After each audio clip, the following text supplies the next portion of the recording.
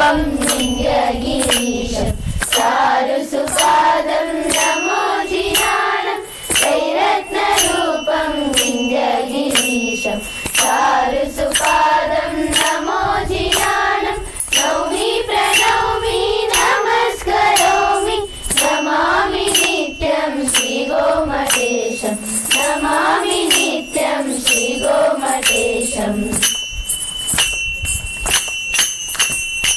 सुनन्दनन्दं विषवेशकन्दं जनानुरागं इक्ष्वाकुवंशं सुनन्दनन्दं विषवेशकन्दं जनानुरागं इक्ष्वाकुवंशं पूर्णारविन्दं पूर्णेन्दुबिम्बं नमामि नित्यं श्रीगोमटेशं नमामि नित्यं श्रीगोमटेशम् कामदेवं कामदेवं गणेशवन्द्यं श्रीत्यागवीर्यं कामदेवं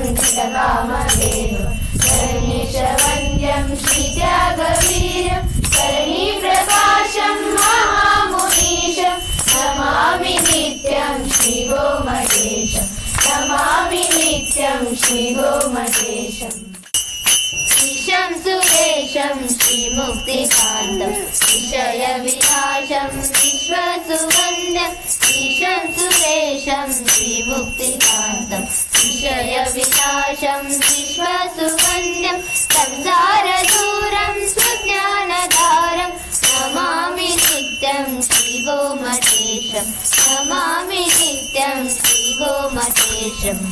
रत्नरूपं विन्द्यगिरीशं चारुसुपादं नमोजिनानं नौमि प्रणौमि नमस्करोमि नमामि नित्यं श्रीगोमटेशं नमामि नित्यं श्रीगोमटेशं नमामि नित्यं श्रीगोमटेशं नमामि नित्यं श्रीगोमटेशम्